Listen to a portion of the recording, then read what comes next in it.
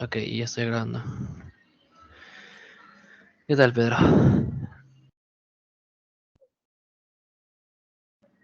Ah, perdón, Pedro, ¿estás muteado? Sí, perdón, voy a compartir pantalla, estaba mencionando. Ujú. Ok, ¿me confirman si se puede visualizar, por favor? Sí, Pedro, sí se puede visualizar. Ok, listo. Gracias, Juan. Bueno, buenas tardes con todos. Mi nombre es Pedro Morán. Agradecer al capítulo de Lean Construction UPC por esta invitación a poder un poco presentarles un taller resumido, un poco breve de lo que es planificación y control de obras, que es un poco a lo que yo me dedico. Y vamos a comenzar pues con algunos conceptos que seguramente ya han escuchado en algunos cursos en la universidad, así como también pues a lo largo de su vida académica, ¿no? Vamos a dar inicio rápidamente al taller, comenzando pues con una metodología que es muy conocida por todos, ¿no? Que es el Last Planner System. Estoy convencido de que quizás alguna vez han tenido que haber escuchado este término, sea que lo dominen o no. El Last Planner System es un método muy usado en construcción, específicamente en el área de edificaciones inmobiliarias, que es a lo que yo me dedico, por varios motivos que vamos ahora a poder detallar en este taller, ¿no? Un poco para resumir un poco la historia de esta metodología, ¿no? Que también es conocida como el último planificador en español. Es una metodología de gestión de proyectos que fue estandarizada por el PMI, ¿no? Y utilizada en nuestra industria del gremio de la construcción, que nos permite pues mejorar la planificación y ejecución de proyectos. Fue desarrollada por Glenn Ballard en la década de los 90 y en el transcurso de estos años, casi ya más de 30 años que desde que se inicializó por primera vez, ha sufrido numerosos cambios y se ha adaptado pues al constante entorno cambiante del sector construcción y acoplándose pues a nuevas herramientas también en conformidad con los nuevos estándares del PMI. ¿Qué? Este metodología se centra básicamente en la colaboración. Lo he sombreado porque es una palabra muy importante en proyectos, porque seguramente ustedes habrán dado cuenta cuando estén...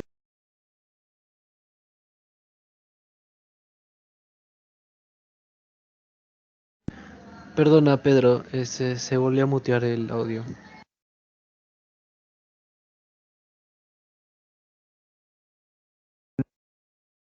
Ok, ahora sí. ¿Me escuchan? Sí, Sí. Sí.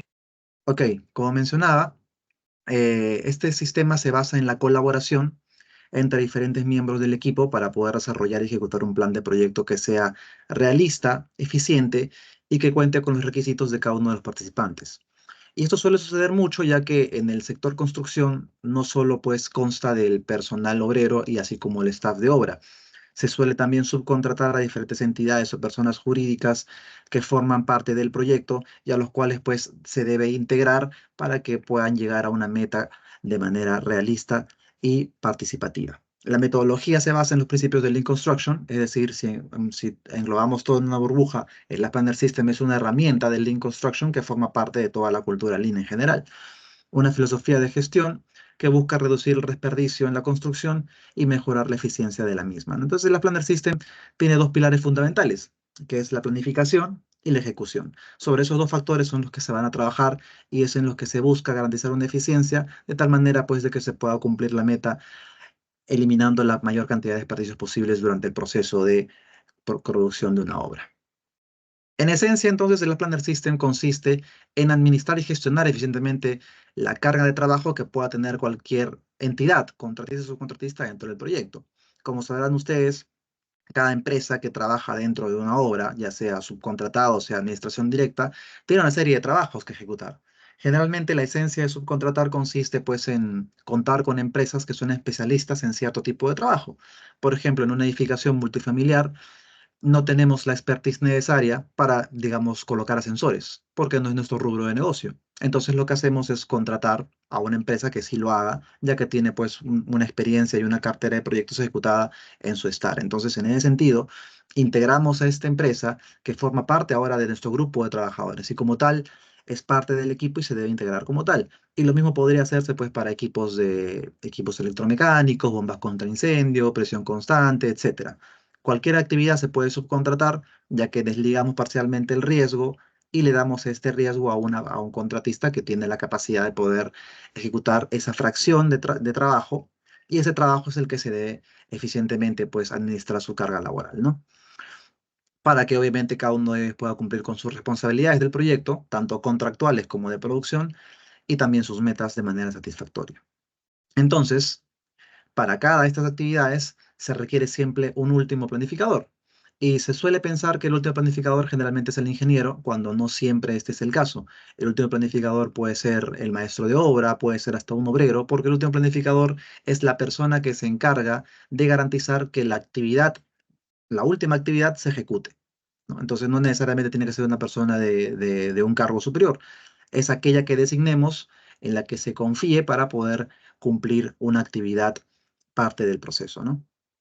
Entonces la aplicación de la Planner System está ligada directamente a herramientas de gestión de proyectos que vamos a ver a continuación, que permitirán obviamente incrementar la productividad en los mismos y también pues mejorar su previsibilidad de toda actividad programada. Y entre tantas herramientas podemos hablar del Look Ahead Planning, del porcentaje de plan cumplido, podemos hablar de reuniones semanales, etcétera, ¿no? De herramientas Kanban. Hay un sinfín de herramientas de gestión de proyectos en los que las Planner System se puede aplicar de tal manera pues de que se pueda llegar a la meta de manera colaborativa.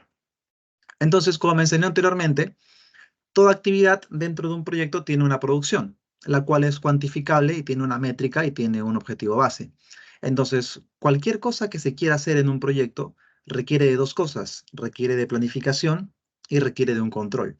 Planificación, ¿por qué? Porque necesito saber cuándo lo voy a hacer, cuánto tiempo me va a tomar y sobre todo qué es lo que estoy haciendo, ¿no? Y el control me permite pues que esta actividad no se sobreproduzca o se haga menos o se haga con una calidad eficiente. Entonces, los dos pilares que vemos aquí en la parte izquierda nos permite poder controlar la producción y que ésta pues sea de manera efectiva en función de lo que nosotros requerimos como jefe de proyecto. Y la imagen de la derecha es como yo represento en la Planner System, que consta de cuatro grupos, ¿no? Realmente es lo que se hizo realmente, es decir, tenemos un proyecto y vamos a aplicar la Planner System en un punto X del proyecto.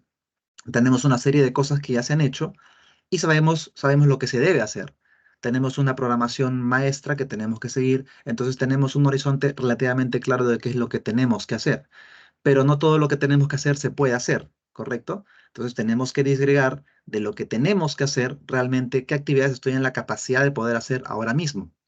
Y de ese puedo hacer, se tiene que ejecutar realmente una fracción de esa producción, que es el que se hará, ¿correcto? Entonces, en este grupo de cosas que estamos viendo ahora mismo es lo que vamos a trabajar en el Planner System. Tenemos que tener claro qué es lo que tenemos que hacer, qué es lo que podemos hacer y qué es lo que realmente se va a hacer. Porque en este último cuadro celeste es donde se enfoca la producción y es donde generalmente ocurren las pérdidas, generalmente ocurren los desfases en cronograma, entre tantas cosas que ocurren en un proyecto de construcción, producto pues de falencias de control y gestión. Entonces, el App Planner System lo que busca es que estos círculos se minimicen siempre hasta llegar al se hará. Y cuando yo hago la actividad, debo evaluar mediante un porcentaje de plan cumplido si es que lo que se hizo realmente pues fue lo que yo planifiqué hacer, ¿no? Y qué contingencias se puede hacer en caso que esto haya fallado o si se haya cumplido satisfactoriamente, porque se evalúa tanto lo bueno como lo malo. Entonces, consta el App Planner System de planificar, trabajar colaborativamente y tener un aprendizaje de ello.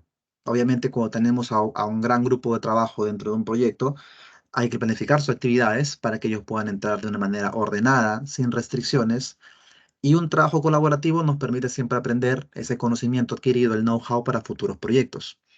Entonces, en resumen, el Planner System lo que busca es conseguir el compromiso de todos los colaboradores para poder cumplir con metas y objetivos en base a la situación real de cada trabajo.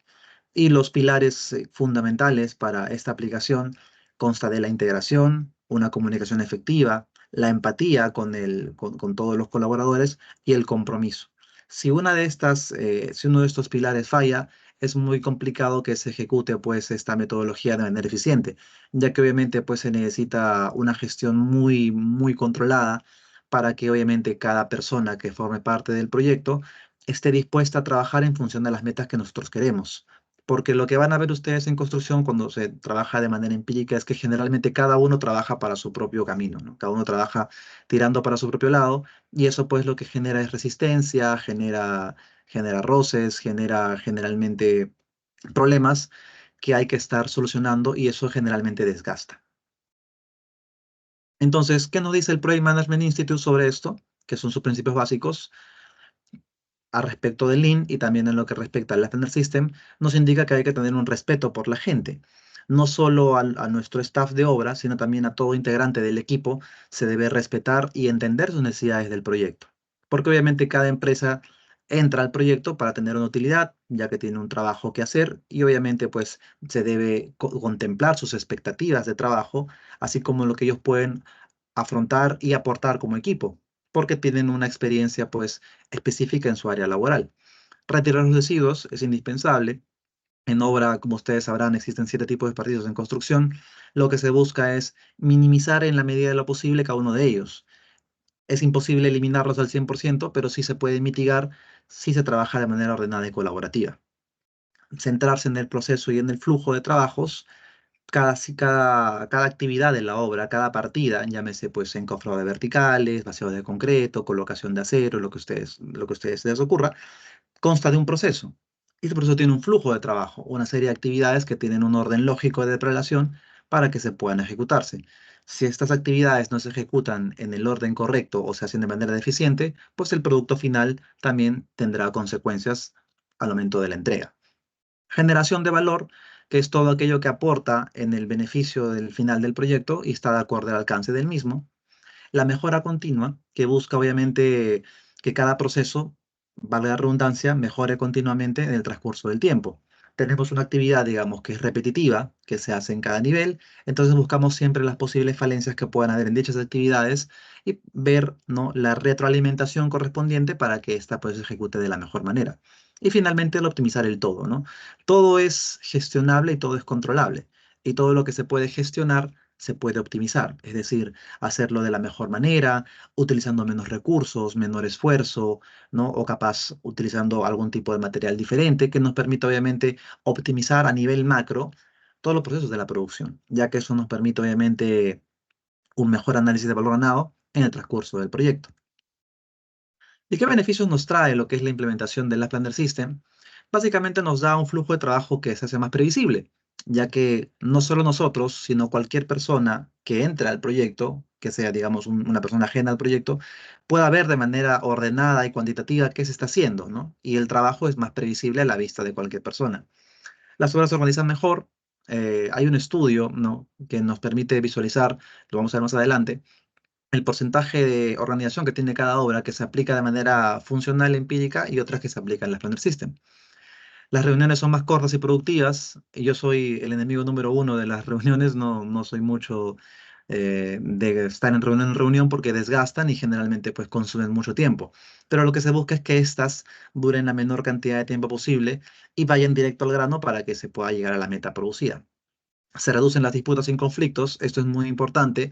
Cuando se trabaja sin ningún tipo de comunicación o cuando este es deficiente, generalmente ocurren muchos conflictos en el proyecto, ya sea porque cuando contamos con diferentes entidades dentro de una organización, cada una tiene argumentos antagónicos. Es decir, como cada una tiene una serie de lineamientos que seguir, generalmente se corrompe el alcance o se les exigen actividades que no forman parte de su contrato o trabajos que no están contemplados dentro de su cotización, entre tantas cosas. Entonces, con una comunicación efectiva y una planificación detallada, obviamente, pues esto tiende a reducirse. Los cuellos de botella y las interrupciones en el flujo de trabajo también se hacen más evidentes, ya que me permite a mí identificar cualquier tipo de restricción que exista dentro de un proyecto, detectarla a tiempo y poder tomar las medidas correctivas del caso, de tal manera pues que éste no haga un cuello de botella e impida el correcto término del flujo de actividades de un determinado proceso. Reduce los costos operacionales, esto es inevitable, ya que si trabajamos de manera ordenada y previsible, habrán menor cantidad de desperdicios y eso obviamente pues reduce los costos dentro de la obra. Y también aumenta la productividad de los trabajadores, es algo que también va muy ligado a la cultura Lean, ya que al tener estas metodologías muy arraigadas a la cultura organizacional, obviamente la productividad y rendimiento de los trabajadores de cualquier partida va a tener una mejora significativa. Entonces, ¿qué tenemos que tener en cuenta también de lo que nos beneficia en la implementación del sistema? Es que las decisiones se toman por consenso y los miembros del equipo deben ponerse de acuerdo en la relación existente entre las actividades. ¿Cuántas veces no hemos visto en proyectos, ¿no? que las actividades se toman por decisión de alguien, generalmente el presidente o el jefe de proyecto, ¿no? Y simplemente porque esta persona lo dijo, se tiene que hacer de esa manera y simplemente todos tienen pues que acatar la decisión y ejecutar de manera empírica lo que se ha acordado. Entonces, cuando se hace esto, generalmente se rompe todo ciclo de consenso, ya que no hubo nunca una reunión y nunca se preguntó por las limitaciones que tiene cada persona o cada contratista para poder hacer el trabajo que se requiere. Entonces, lo que se suele hacer es reunirse, integrarse todo el equipo del proyecto, incluyendo a todos los involucrados del mismo, y tomar una decisión de manera coordinada, en consenso, para que obviamente los trabajos sean realistas y se ejecuten en función de lo que queremos y también en función de las restricciones que pueden haber otras empresas, ya que obviamente no siempre lo que nosotros querremos hacer se va a hacer de esa manera, por X o Y motivo que puedan ocasionar algún tipo de retraso. Asimismo, hace que los miembros del equipo tengan que asegurarse de que tienen los recursos y el tiempo necesario para poder completar los trabajos. Eso pasa bastante también. Cuando queremos hacer algo, generalmente pedimos hacerlo, nos reunimos, mandamos a la gente y nos damos cuenta en el transcurso que nos faltan materiales o nos faltan recursos, ¿no? Por ejemplo, quiero hacer un vaciado y nos falta concreto, quiero hacer un pintado de muro y no tengo la suficiente cantidad de pintura. Entonces, eso suele ocurrirse porque no he cuantificado mi restricción de recursos, ¿no? Entonces, si yo planifico en función a una meta realista, puedo asegurarme qué es lo que necesito para poder cumplir lo que estoy planificando. Y eso es lo que me ayuda mucho los Planner System. También contribuye a crear un ambiente colaborativo, ya lo mencioné anteriormente, que facilita pues la implementación de una cultura lean, ¿no? Un ambiente donde todos trabajen de manera colaborativa y eficiente. También contribuye a disminuir los riesgos entre los participantes del proyecto, ya que al trabajar de manera coordinada existen menor riesgos de pérdidas, tanto sea por improductivos o por materiales. Entonces vemos en esta gráfica los principios del Planner System. Mencioné anteriormente las cuatro circunferencias de lo que debería ser, se puede hacer, lo que se hará y lo que realmente se hizo, ¿no? Entonces, ¿cómo yo sé lo que debería hacer? En función del cronograma maestro de obra, el cual pues establece hitos y primeros acuerdos entre todo el equipo de producción del proyecto. Asimismo, en función a ese programa, cronograma maestro, yo planifico por fases, es decir, puedo planificar actividades por estructuras, arquitecturas, instalaciones, acabados, etcétera, ¿no? Voy faseando cada una de las actividades del proyecto y especifico mis entregables, qué es lo que debo hacer y fecha de entrega para cada tipo de sector. Y una vez que tengo ya lo que debería ser, que es que compete todo el alcance del proyecto a nivel macro, ya me enfoco en lo que puedo hacer, que es lo que se le llama la planificación intermedia. Y consiste en lo que es preparar un trabajo, identificando sus restricciones, qué es lo que puedo y qué no puedo hacer, y gestionando su liberación. La liberación es prácticamente, consiste en eliminar la restricción, es decir, para que lo que yo decía trabajar lo pueda ejecutar sin ningún tipo de actividad que comprometa la finalización de la actividad que estoy programando. Entonces, una vez que ya tenga definido lo que puedo hacer, voy a ejecutar, que es el se hará, ¿no? En función de la planificación semanal. Cada semana nosotros vamos planificando una serie de tareas que nos permite, obviamente, avanzar con un porcentaje de cumplimiento del proyecto.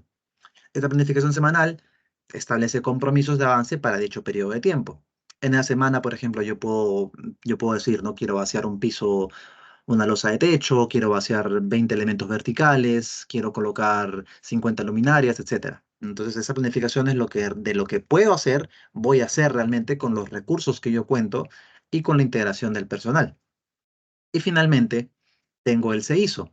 Una vez que ya ejecuté lo que había planificado, no debo dejarlo ahí, sino debo tener una retroalimentación de lo que hice, que consiste en el aprendizaje, ¿no? Que es en medir el porcentaje de cumplimiento a través del PPC, que lo vamos a ver más adelante, y actuar sobre las causas de no cumplimiento. Y también de las que se cumplieron, ¿no? Porque a veces cuando yo tengo una programación semanal y se cumplió, también se debe evaluar lo bueno, qué hicimos bien para poder replicarlo. Y si no se cumplió o lo hicimos mal, debemos evaluar el por qué, llegar a la causa raíz para poder evitar que este error pues se replique en el futuro. Aquí vemos un diagrama de Gantt, seguramente lo han visto en algún curso, esto es con el proyecto, uno de los proyectos en los que he revisado. Y un poco para esquematizar esto, ¿no? Lo que es los principios del Planner System, lo he puesto en un diagrama de Gantt para que se pueda ver de manera más didáctica. El plan maestro, que es lo que se deberá hacer, consiste en todo el proyecto, que es mi alcance del mismo, ¿no? Tengo un proyecto, tiene una duración determinada y tiene una serie de actividades. Entonces yo sé que todas esas actividades las debo hacer. Entonces, como tal, forma parte de mi plan maestro. Pero de lo que debo hacer, yo puedo hacer en este momento una parte, que es lo que se puede hacer, que consiste en el plan intermedio, que es la cuadrícula de color verde. Y en lo que yo puedo hacer, voy a ejecutar una fracción de ese trabajo, que es el plan semanal, que es lo que se hará, que es la cuadrícula de color amarillo. Entonces veamos cómo siempre va del general al específico, ¿no? De lo que debo hacer, a lo que puedo hacer y a lo que realmente voy a hacer. Entonces, ¿cuál es la diferencia, no? Después de todo esto que he explicado, ¿en qué diferencia usar las Planet System y no usarlo? Básicamente, todo véanlo como forma de conjuntos, ¿no? En un proyecto tradicional, convencional, en el que no aplico estas metodologías, tengo el debo, lo que debo hacer, que es el plan maestro, que es un círculo que engloba todo el conjunto de la obra, que estuvo a mi alcance. Y tengo dos cosas, ¿no? Lo que se hará, el círculo celeste, y lo que puedo hacer, el círculo verde. Vean cómo hay una intersección entre ambos y ejecuto una parte de lo que se debe hacer y una parte de lo que puedo hacer. Entonces, ¿qué ocurre? En este caso, van a ver que la circunferencia verde de lo que puedo hacer solo se hace una parte de lo que debo hacer, ¿no? Entonces, ¿qué significa? Que mi planificación ha sido muy irrealista. He planificado muchas cosas y no he cumplido solo una fracción de ellas. Me ha generado improductivo porque utilicé recursos y no les di el trato adecuado, etcétera. En cambio, con las Planner System, vean cómo se reorganiza esta gráfica. Mi plan maestro sigue siendo el nivel macro, el todo. Lo que puedo hacer ahora forma parte del debe y lo que se hará forma parte de la totalidad de lo que yo puedo hacer.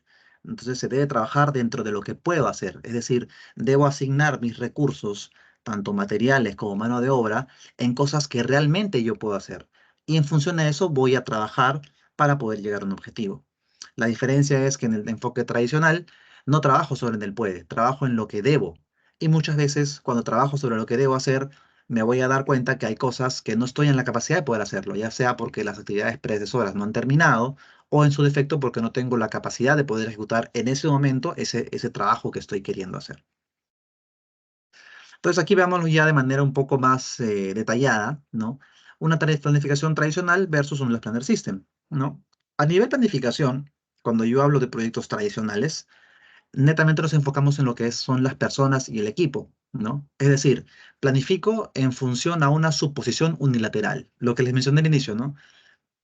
El líder de proyecto o el jefe de proyecto lanza una programación sin consultar a nadie, simplemente porque a él se le ocurrió y porque él consideraba relevante que eso es lo que se debe hacer, ¿no? Entonces es unilateral, es decir, la planificación nace de una sola persona sin ningún tipo de consenso del equipo. En cambio, en la Planner System, la planificación es el equipo el que se reúne y decide qué es lo que debe hacer, ¿no? De tal manera que todos se comprometan en cumplir lo que quiero hacer es lo que puedo hacer, ¿no? Volviendo un poco a la gráfica de la lámina anterior. Esa es la gran diferencia a nivel de planificación. Tradicional, en base a lo que una persona diga, la Planner System, colaborativo. En la capacidad de anticipar problemas, en un proyecto tradicional, los problemas se encuentran sobre la marcha, es decir, se encuentran cuando estoy en el proceso de la actividad. Yo quiero hacer un vaciado de concreto, por ejemplo, y me doy cuenta de que cuando tengo ya el mixer afuera y la bomba cuadrada, no he terminado las redes eléctricas. Entonces me di cuenta del problema ya cuando tengo la actividad, a veces ya muy tarde, ¿no? Entonces me genera, pues obviamente, improductivos y problemas de calidad. En cambio, en la Planner System se revisa la planificación de manera periódica, es decir, varias iteraciones, y las restricciones se detectan a tiempo.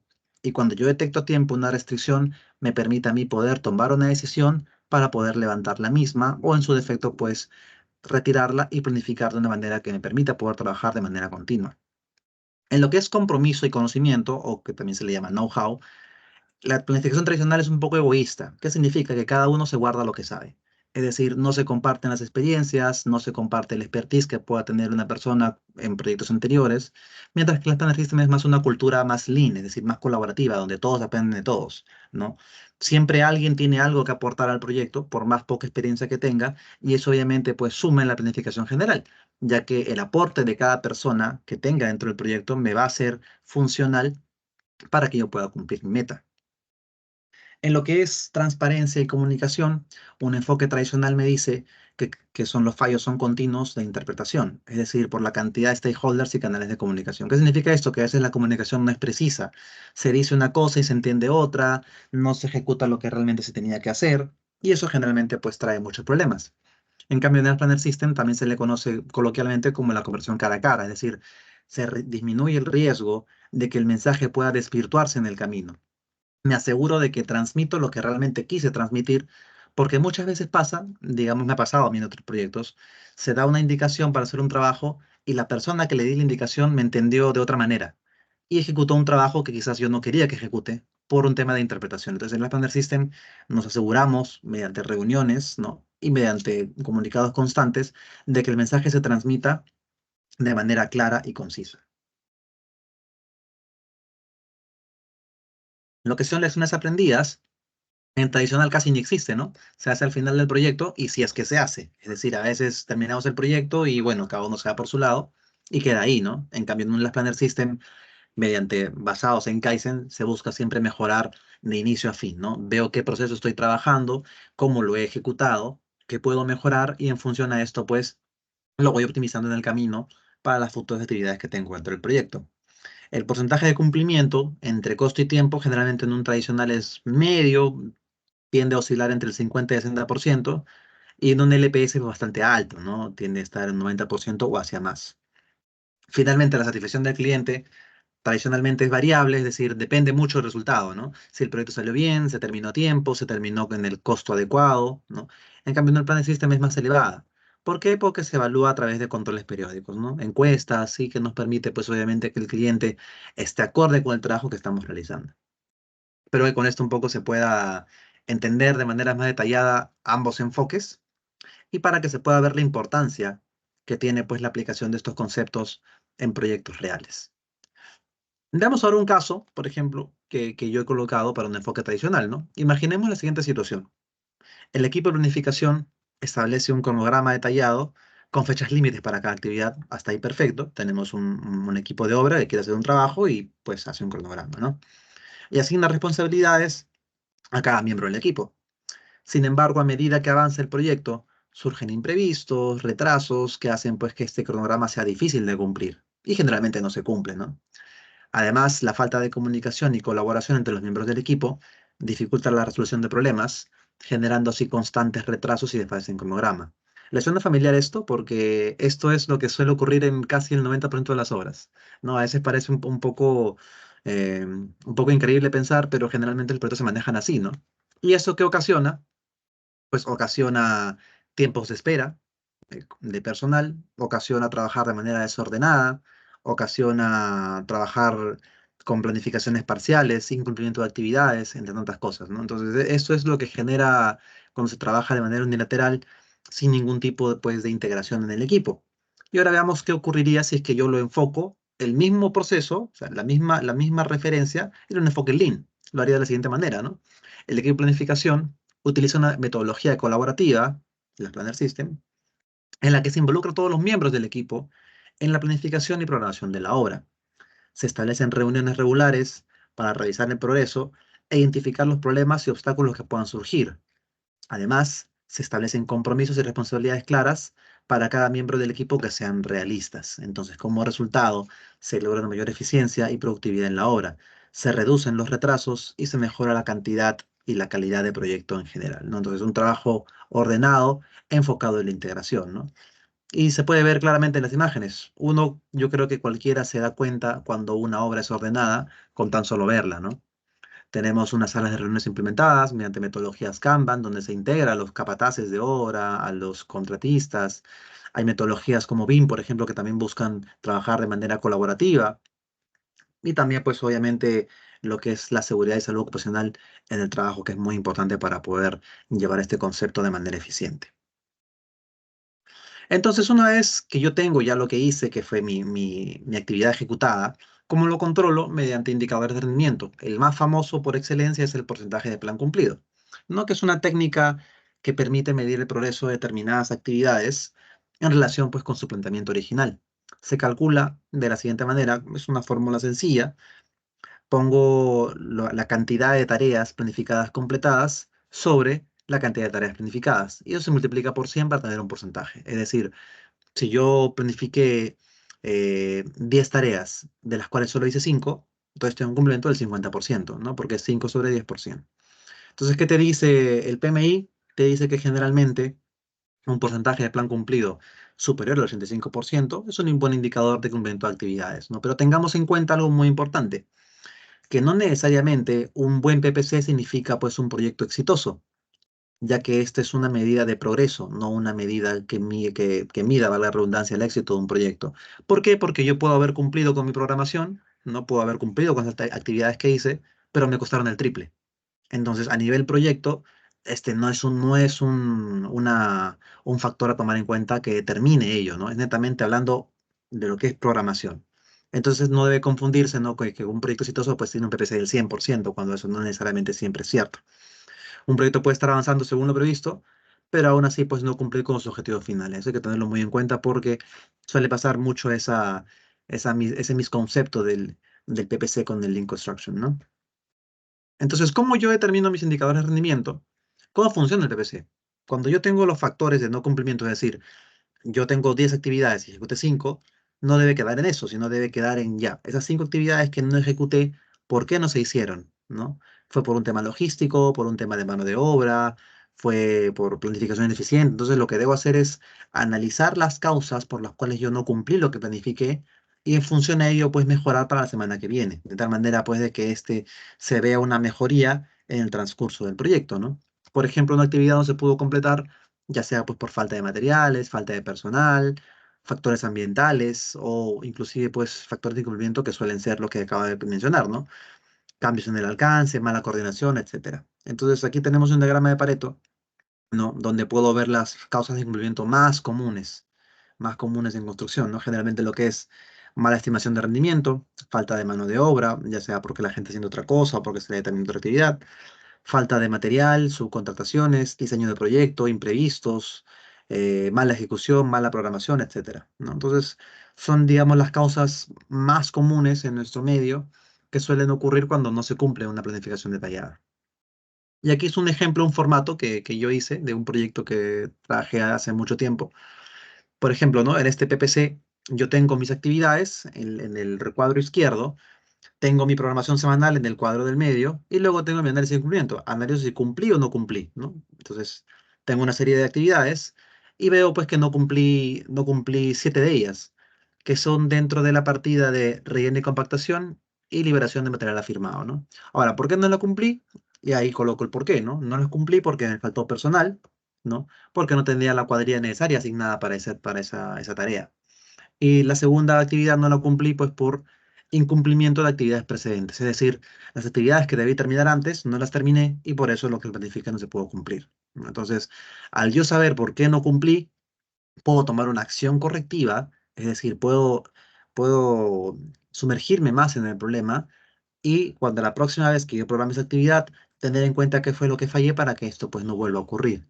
Entonces, vean cómo una herramienta tan sencilla como esta nos permite a nosotros como equipo de obra poder mitigar estos riesgos, ¿no? De desfase de cronograma, sabiendo lo que tenemos que hacer para poder corregir algún tipo de error. Ahora que hemos hablado ya del Expander System, vamos a un poco cambiar de tema a lo que es la estructura de desglose de trabajo, ¿no? O la WBS, en inglés Work Breakdown Structure, que es una descomposición jerárquica de trabajo, que nos permite obviamente distribuir las actividades que tenemos que hacer dentro de un proyecto y van a ver cómo eso está vinculado directamente con el LPS, ya que la EDT, la estructura de los de trabajo, trabaja, valga la redundancia, dentro del alcance del proyecto. Aquí en la esquina derecha vemos un triángulo que es lo que se le conoce como la triple restricción en un proyecto, ya que un proyecto consta de un costo, es decir, tenemos un presupuesto, un alcance, que son los trabajos que tenemos que hacer, y un determinado tiempo, que es el plazo de la obra, ¿no?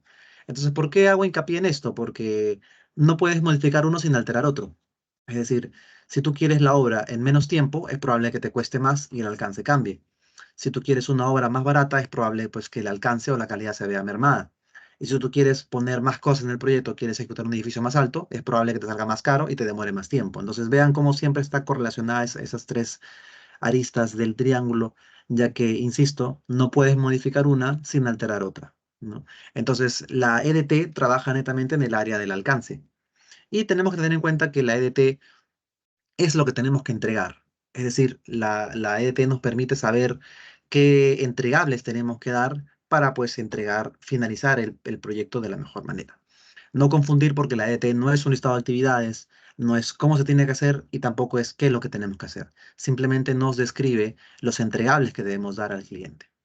Puede ser ejecutada la EDT por todo el equipo de trabajo, igual de manera colaborativa, para lograr los objetivos del proyecto y crear los entregables requeridos. Entonces la ET se desarrolla desglosando entregables, es decir, actividades que tenga en un determinado periodo de tiempo, en componentes más pequeños y que se puedan gestionar. Vamos a ver ahora a continuación hasta cuándo yo debo desglosar, es decir, cuánto es el último nivel en el que yo debo distribuir una actividad en trabajo más pequeño para que se pueda controlar.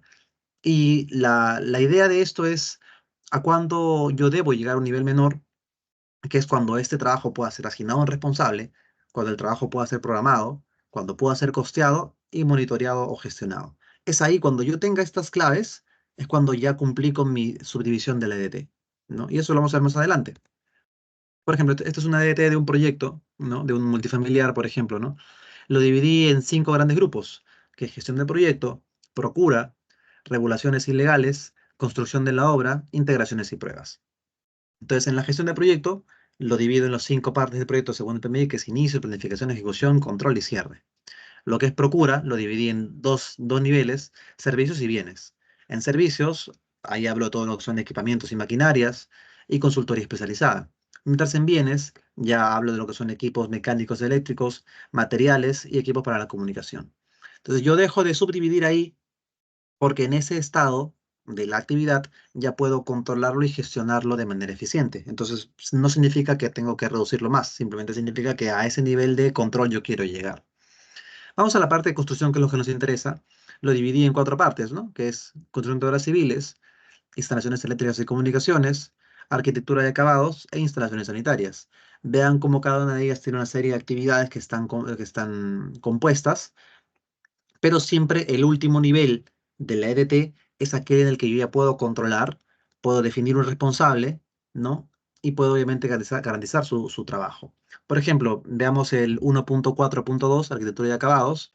Lo dividí en 5 partes y la tercera de ellas es pinturas. Es decir, para la cuadrilla de pintura yo puedo asignar un responsable, correcto. Puedo cuantificar sus métricas, cuántos metros cuadrados tengo que hacerlo, es correcto. Entonces, es el nivel mínimo de la EDT. Ya no tengo por qué distribuir más esa cuadrilla, ese trabajo.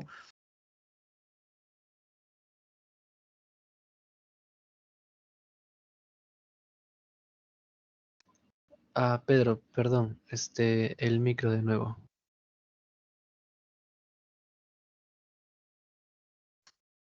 Ok, no sé por qué se está silenciando. Bueno, eh, ¿se me escucha ahora sí? Sí, ahora sí se escucha.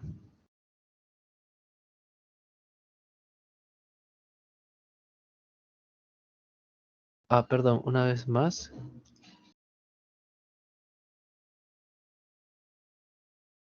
Chicos, Creo creo que que podrían desactivar la opción de que todos puedan mutear a los participantes. Me Sí, imagino que ¿no? están Sí, haciendo eso. sí, sí, creo que eso es lo que está ocurriendo. Ahí tu apoyo, por favor, Jaime.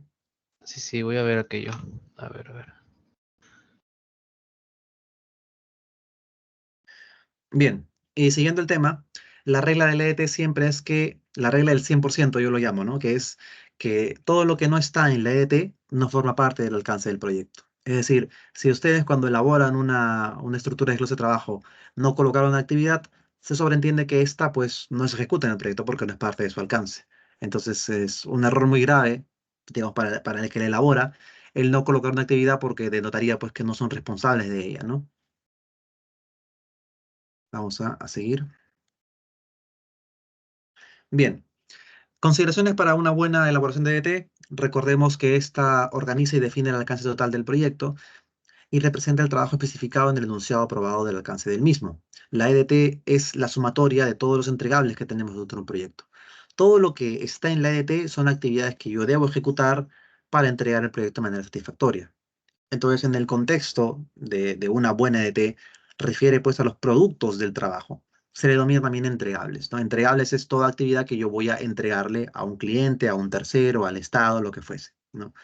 Que son resultados del esfuerzo, pero no el esfuerzo en sí mismo. Es decir, el entregable no son los recursos que yo voy a dar para hacer esa partida. Si yo tengo como un entregable, por ejemplo, eh, solaqueo de muros, por ejemplo, ¿no? Mi entregable no es la cantidad de obreros que voy a poner o la cantidad de metros cuadrados de material que voy a utilizar. Mi entregable es el muro solaqueado, ¿no? Que es producto del esfuerzo que yo hice para esa actividad, más no el esfuerzo en sí mismo, ¿no? Eso es lo que quiero decir con esa pequeña cuadrícula. Y bueno, la pregunta del millón, ¿no? ¿Cuándo debo dejar de subdividir? Siempre se debe, insisto, en considerar el paquete de trabajo más bajo en el cual yo pueda gestionar. Es decir, vamos aquí, ha puesto un ejemplo, ¿no? De un proyecto X, ¿no? Y tengo una serie de actividades. Imaginen esto como una EDT, ¿no? Tengo mi nivel 1, que es el proyecto. Mi nivel 2 lo desglosé en estructuras, instalaciones, arquitecturas, acabados. Voy a detallar netamente en los cuadrículas que están sombreadas, es decir, sobre estructuras voy a seguir desglosando el nivel 3. Estructura está compuesto por muros anclados, cimentaciones, sótanos y torre. Mi nivel 4 sería de muros anclados específicamente, movimiento de tierras, perfilado de muros, acero y encofrado. Yo puedo subdividir aún más. La partida de acero, voy al nivel 5, que se divide en habilitación y colocación. Ya no divido más porque ya no me es muy necesario dividir tanta esa partida porque no quiero llegar a ese nivel de control. Entonces, el nivel de paquete más bajo es aquel en el que yo puedo estimar y gestionar esa actividad. Es decir, ya con saber cuántos kilos de acero voy a habilitar y cuántos voy a colocar es suficiente. No necesito saber ya, digamos, a tan detalle esa programación porque es al nivel de control que yo quiero llegar como jefe de proyecto. Entonces, nótese cómo aquí puedo elaborar una EDT. No he puesto de todas las partidas porque también, por ejemplo, instalaciones podría subdividirlo, arquitectura podría subdividirlo, pero digamos, para no hacerlo muy engorroso, es que se ha hecho de esta manera, ¿no? Pero pueden tomar como ejemplo la gráfica en la esquina inferior izquierda, donde se pueden ver los niveles, pues, de bifurcación de una correcta ET de un proyecto.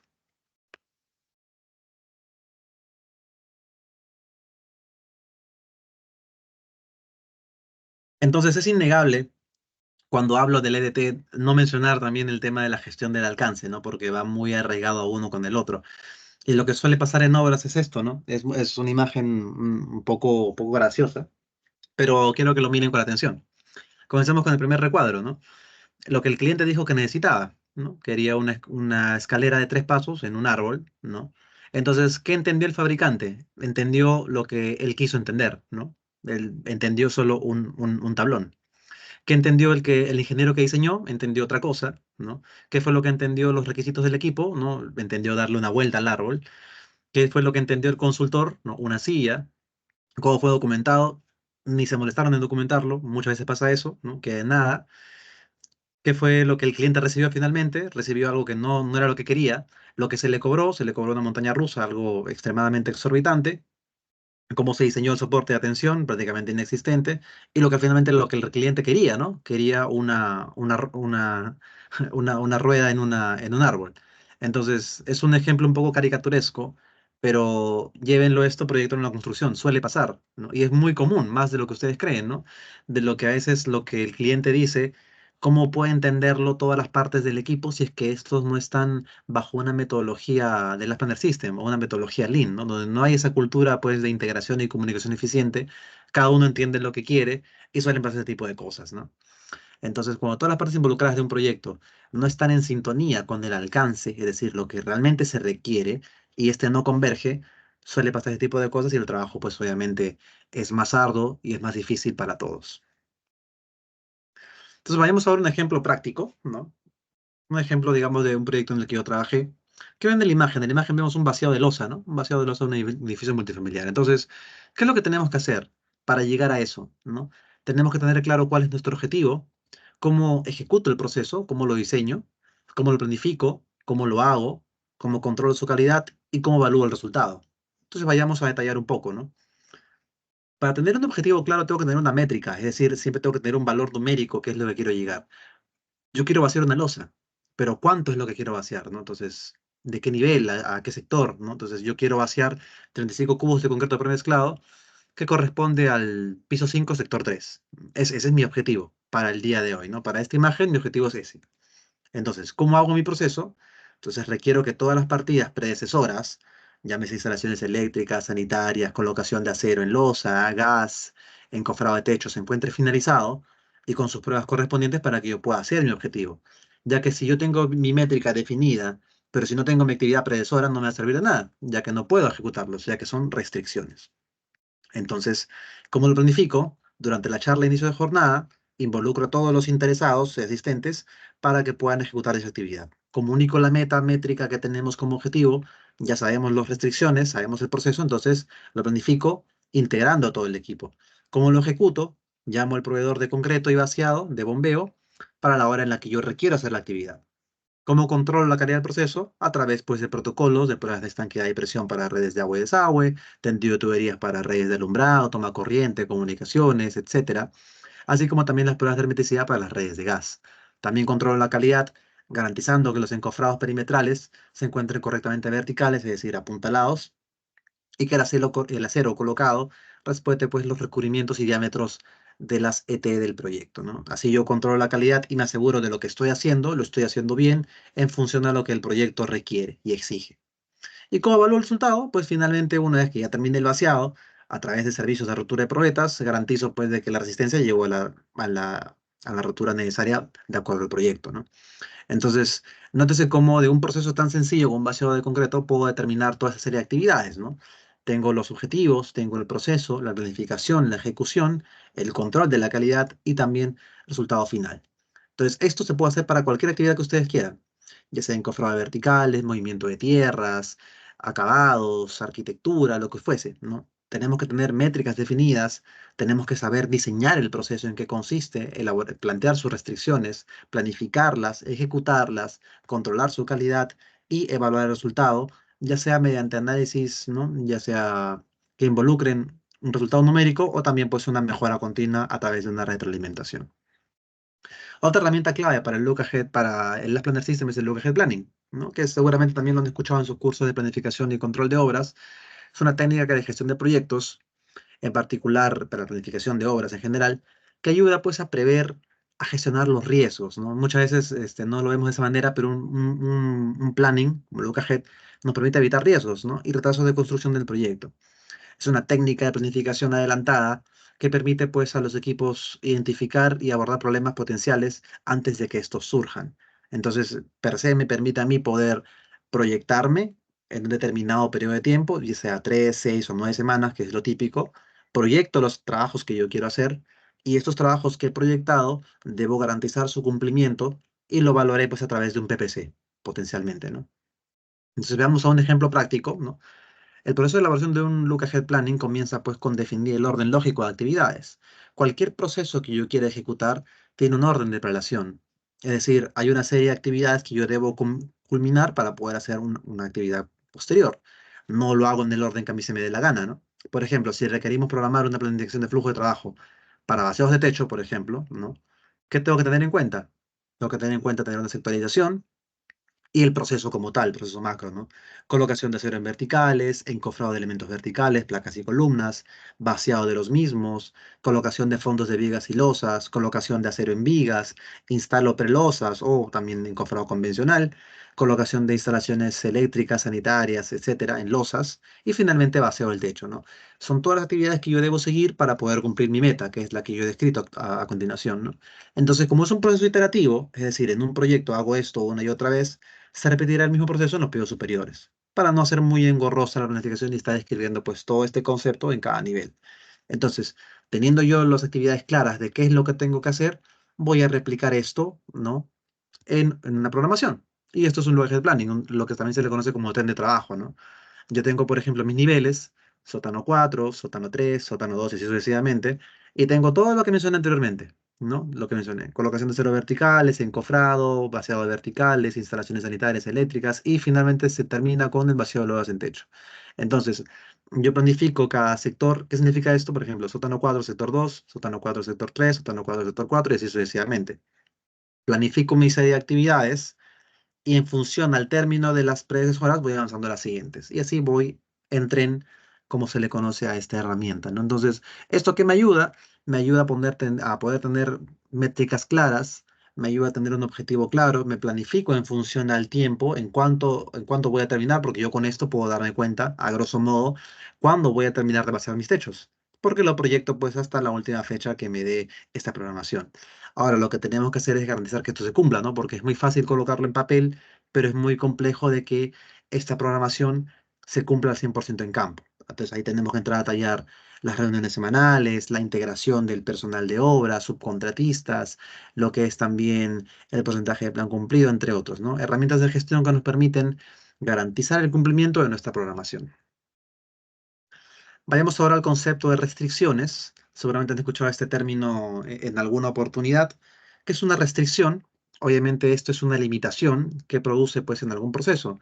Una restricción es cualquier actividad que impida que mi programación no se cumpla, ¿no? Y obviamente retarda su ejecución y también su entrega, ¿no? Entonces, toda restricción en los procesos debe ser identificada en su debido momento y eliminada previo al proceso productivo, de lo contrario genera pérdidas, ¿no? ¿Qué genera una restricción? Genera que la gente esté parada, genera que no pueda cumplir mi programación, genera que tenga que postergar actividades o redirigir los trabajos, genera improductivos, genera retrabajos también. Entonces, una restricción es negativo por donde se vea, pero no hay que tenerle miedo a la restricción, porque la restricción va a ocurrir siempre. No existen proyectos de restricciones. Lo que sí existe es gestiones, herramientas de gestión y planificación para evitar que estas restricciones comprometan la ejecución de actividades. Lo que tengo que hacer es saber identificar las restricciones en un determinado periodo de tiempo, de tal manera pues que ésta no afecte el ritmo de trabajo y comprometa pues el tren de actividades que tengo planificado. Entonces, por ejemplo, en un cronograma muy básico que he elaborado de un edificio multifamiliar, digamos que dura 9 meses, ¿no? Y yo lo divido en las siguientes fases: diseño de permisos, movimiento de tierras, cimentaciones, estructuras, acabados tanto secos como húmedos, mobiliario, equipamiento, pruebas y conformidad de obra, ¿no? Yo le he dado un tiempo estándar, una obra pequeña, digamos de 5 pisos, ¿no? Y le he dado estos tiempos, ¿no? Entonces la restricción no es ajena al proceso. ¿Qué significa esto? Que la restricción puede ocurrir en cualquier momento. Por ejemplo, una restricción de diseño de permisos que sería que la municipalidad no apruebe los planos. Entonces, con esa restricción no puedo empezar la obra, ¿no? Porque no tengo la licencia de obra. Entonces, es una restricción que no tiene nada que ver con un proceso productivo, pero igual existe. Entonces, tengo que tener mis contingencias. Tengo que tener un área legal que me respalde para poder evitar estos problemas, ¿no? Una restricción de cimentaciones, por ejemplo, sería pues que no tengo el acero necesario para cumplir con la cuantía mínima de acero que me pide una zapata. Por ejemplo, es una restricción logística. Entonces, ¿qué debo hacer? Debo generar un stock mayor de acero de muros anclados para poder tener la cantidad necesaria previo a esa ejecución. Porque lo que peor que puede ocurrir es que la restricción salte en el proceso. Es decir, cuando estoy avanzando, me encuentro con la restricción y esta pues obviamente me impide cumplir mis actividades. Y eso genera un montón de pérdidas. Genera, pues como mencioné anteriormente, personal paralizado, metas sin cumplir, etcétera. Entonces, vean cómo la restricción puede aparecer en cualquier momento de la obra, hasta en conformidad, ¿no? Una restricción es que el cliente no acepte mi trabajo. Es una restricción. Tengo observaciones y tengo que levantarlas, ¿no? Entonces, la restricción puede ocurrir en cualquier momento, pero es parte de nuestro trabajo y de nuestra gestión saber identificarlas y gestionarlas correctamente, ¿no? Por ejemplo, volviendo al tema del vaciado que mencioné anteriormente, lo que es la actividad de un vaciado de losa, ¿qué restricción puedo yo identificar? Voy a dar algunas variables, ¿no? De las tantas que pueden haber, ¿no? Por ejemplo, la primera, ausencia parcial de proveedor de concreto durante el vaciado. ¿Qué significa esto? Que estoy vaciando y mi proveedor de concreto no cumplió con el pedido que yo le hice. Por ejemplo, yo pedí 40 cubos y me trajo solo 35, porque el último mixer a lo mejor tuvo un accidente, ¿no? Etcétera. Entonces, ¿qué debo hacer? Redistribuir la cuadrilla para realizar trabajo en el sector siguiente y combinar los materiales y los metrados para vaciar ambos sectores al día siguiente. Por ejemplo, ¿no? Esa sería mi solución a corto plazo. Vibradora descompuesta es una restricción porque si no tengo la vibradora no puedo culminar mi vaciado o me generará cangrejera o segregaciones. ¿Cuál sería mi solución para esta restricción? Contar con una vibradora de combustible, ¿no? De repuesto en caso pues, que la vibradora eléctrica falle. Así me libero de esta restricción y si en caso pasa, tengo una contingencia para poder solucionarlo. Otra restricción es, por ejemplo, falla de limpieza en la zona de vaciado. Está llena de residuos, de desmonte, de material de encofrado, de tecnopor, etcétera. Entonces yo no puedo hacer en condiciones así. Entonces lo que debo hacer para evitar que justo eso salte es garantizar la limpieza del sitio media hora antes de los vaciados, ¿no? De tal manera, pues, que me permita a mí continuar con la actividad sin ningún tipo de paralización. Otra restricción podría ser, por ejemplo, actividades previas horas no terminadas. Es decir, yo quiero vaciar la losa y no terminé de colocar la malla de acero negativo, por ejemplo. Entonces no puedo vaciarlo porque es un tema de calidad. Entonces, ¿qué debo hacer? Garantizar la entrega y liberaciones 2 horas antes del inicio de vaciado. Así me aseguro, si lo tengo como estándar, me aseguro de que siempre al momento de vaciar ya tengo listo todo lo que tengo que hacer. Pero no solo planificarlo, sino también gestionarlo para ver que esta limitación, gestión que estoy dando, se pueda cumplir, ¿no? Concreto con un slam bajo, por ejemplo. Si mi concreto llego con un slam bajo, no puedo vaciar, es una restricción. Entonces, ¿qué hago? Disponer de la torre grúa para hacer el vaciado con un balde concretero en lugar con una bomba estacionaria. Por ejemplo, no es una solución.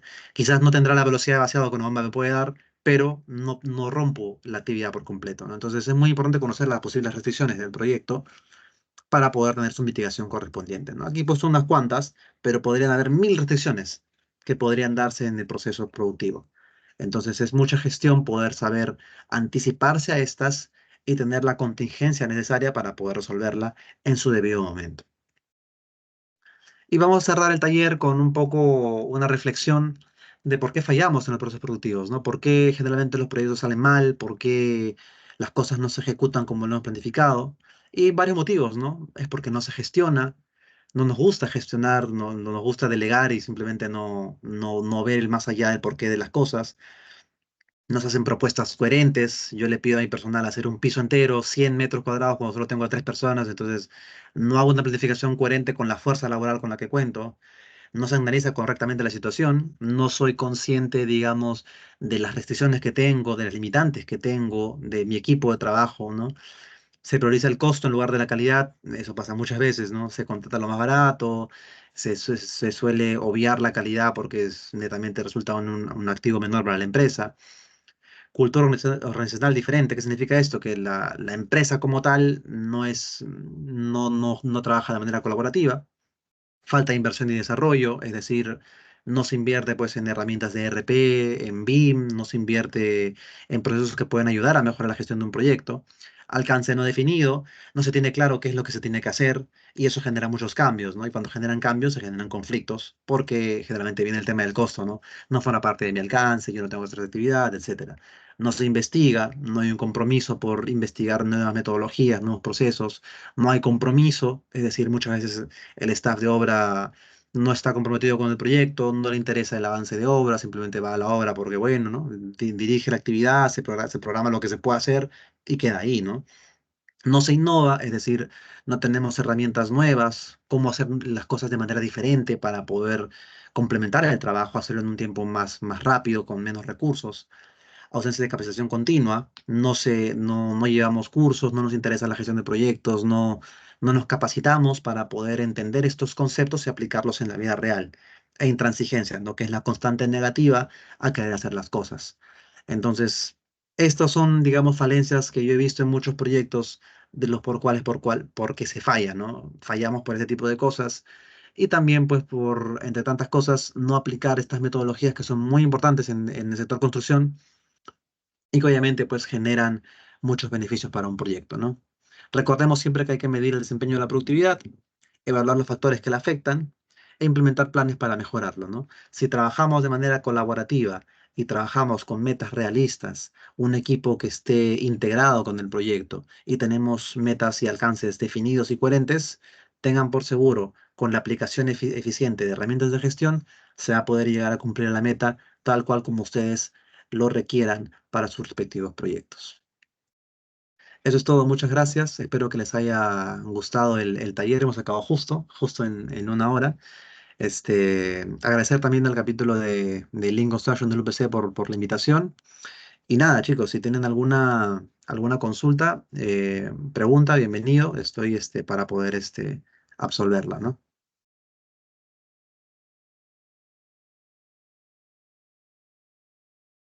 Profe, compartirá su PPT. Sí, sí, claro. El PPT, Joan, ¿te parece si te lo comparto?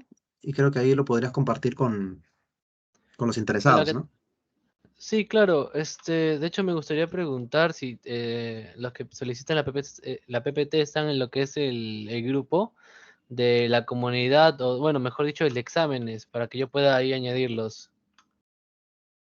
añadirlos y compartir lo que es la PPT por ahí. O si no, también podría ser por lo que es los correos.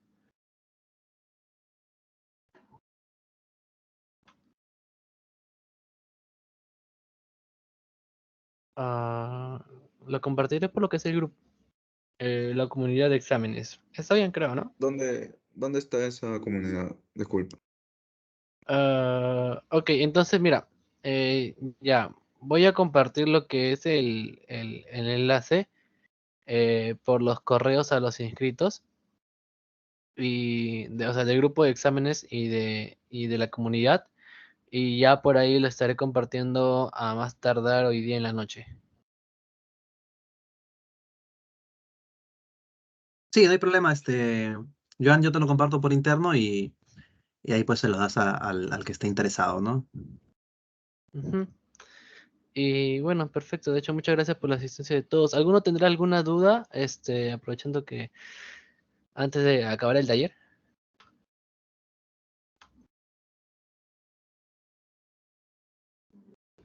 ¿Alguna duda? Ahí está César. Sí, buenas tardes. ¿Se escucha? Sí, sí, sí se Sí, escucha. sí se escucha. Sí, ¿qué tal? Buenas tardes. Con respecto al UAG, ¿cuántas semanas a proyectar sería lo adecuado? Ahí he leído que es 3, 6, 9, pero en su experiencia, ¿cuántas semanas se podría proyectar para tener un buen control, una buena programación? Gracias César por tu pregunta. No hay una respuesta correcta porque el look ahead es el nivel de control que tú quieras llevar. Es decir, si tú quieres un control muy exhaustivo, te recomiendo que sea 3 semanas, porque valgan verdades, si tú proyectas una cantidad de trabajo, mientras más larga sea tu proyección, es más probable que esta no se cumpla. Es decir, si tú proyectas a 9 semanas, existen muchas variables, muchos factores en el transcurso de ese tiempo que puede ocasionar que tu programación no se cumpla. Entonces, la premisa es mientras más larga sea, va a ser más volátil. Entonces, si tú quieres planificar con exactitud, te recomiendo mucho un lugar de 3 semanas, que es bastante común. Pero se suele hacer pues a más tiempo porque haces la corrida de todas las actividades y te ayuda pues a ver cuándo terminas o cuándo cumples algún hito contractual. Es más que nada por eso que se suele hacer más grande. Pero yo personalmente recomiendo 3, pero no es que sea una verdad absoluta, ¿no? Realmente depende del nivel de control que tú quieras tener en tu proyecto. Ok, muchas gracias. Perfecto, muchas gracias César por la consulta. ¿Alguno tendrá alguna consulta más? Ok, David. Hola, ¿qué tal, Pedro? ¿Qué tal? ¿Qué crees que para ejecutar un proyecto, bueno, más que nada, ¿qué crees, no? O sea, para ejecutar y tener un buen control de toda la planificación, tenemos que tener un buen control de la mano de obra, ¿no? O sea, cómo va a distribuirse las cuadrillas. Hay ejemplos de cómo calcular la cuadrilla, digamos, ya sea en vaciado o en armado de estructuras metálicas. ¿Hay alguna fórmula o una forma de ver cómo podemos optimizar los gastos en mano de obra? ¿Qué tal, David? Muy buena tu pregunta. Por supuesto que existen varias herramientas, de hecho. En la universidad se les enseña una, que es las más conocidas, que es el circuito fiel, pero hay muchas, ¿no? Es un tema para hacer un taller, muy buena propuesta. A ver, Giovanna, ahí si lo hacemos en el transcurso del semestre, porque ahí tengo para detallar, por lo menos una hora. Pero para resumirte un poco tu pregunta, por supuesto que se puede. Lo primero que tienes que hacer es tener una sectorización definida, es decir, sectorizar tus trabajos en un proyecto y tener dos cosas, ¿no? Tener tus ratios de trabajo, ¿no? Y tener tus metrados de lo que tú quieres trabajar. ¿Por qué te sirve esto? Porque mediante un ISP, que es como yo lo trabajo, tú puedes tener un ratio, que es un ratio, es la cantidad de trabajo en función del tiempo. Por ejemplo, por experiencia te digo que, por ejemplo, ¿no? Para elementos verticales, el ratio promedio suele ser 1,33 horas hombre por metro cuadrado. ¿Qué significa esto? Que en 1,33 horas yo debo hacer un metro cuadrado. Si hago menos, estoy perdiendo, y si hago más, estoy ganando. Entonces, con ese ratio que lo saco del presupuesto y del APU, del análisis de precio unitario, yo puedo elaborar un ratio, y con ese ratio yo sé cuándo gano y cuándo pierdo. Entonces, si yo sé cuánto puedo ganar y cuánto puedo perder, dimensiono la cuadrilla en función de lo que puedo ganar. Es decir, tengo mi sectorización, tengo mi metrado, tengo las horas hombres que voy a asignar, entonces voy iterando, itero, hasta que logro un valor numérico que me sea coherente con mi presupuesto y con eso pues yo dimensiono la cuadrilla. Por ejemplo, si yo tengo un sector 4 que tiene 100 metros cuadrados de encofrado en elementos verticales, llámese placas o columnas, ¿no? Cuantifico los metrados, yo sé las horas según presupuesto, sé el metrado según presupuesto, sé el ratio según presupuesto, entonces con este ratio yo voy a evaluar si la cantidad de gente que voy a meter me va a cumplir con ese ratio o no. Y voy evaluando, ¿no? Si es que me cumple, voy a meter uno menos para que no sobrepase el costo. Ese, digamos, es la primicia inicial. Sé que quizás sea un poco de entender, lamentablemente no estoy en una pizarra para poder explicarlo bien. Y claro, eso es materia hasta de un taller, te diría, exclusivo para eso, ¿no? Pero sí, en grosso modo sí se puede con las herramientas que te estoy comentando, ¿no? Gracias, gracias.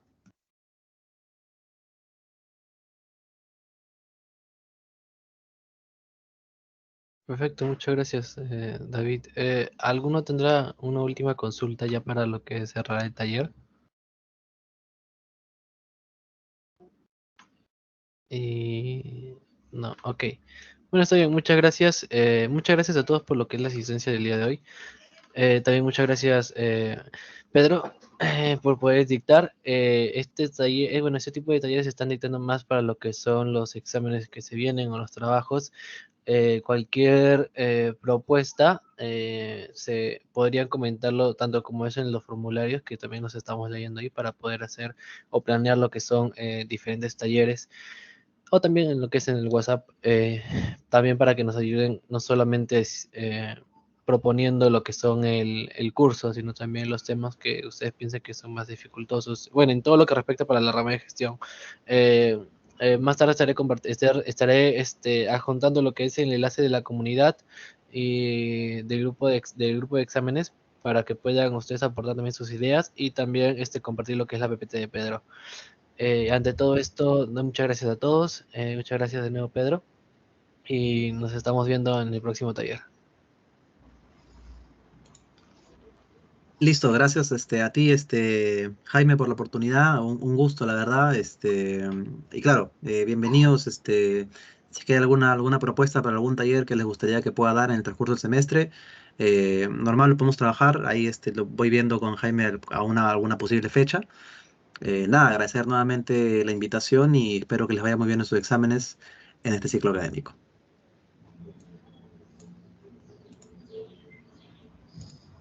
Listo, muchas gracias a todos.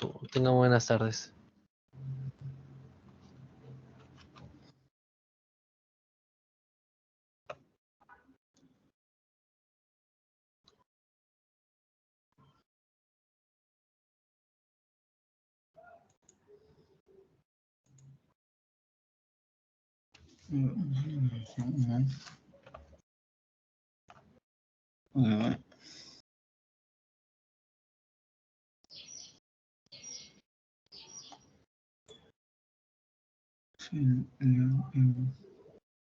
Sí, ya empezamos.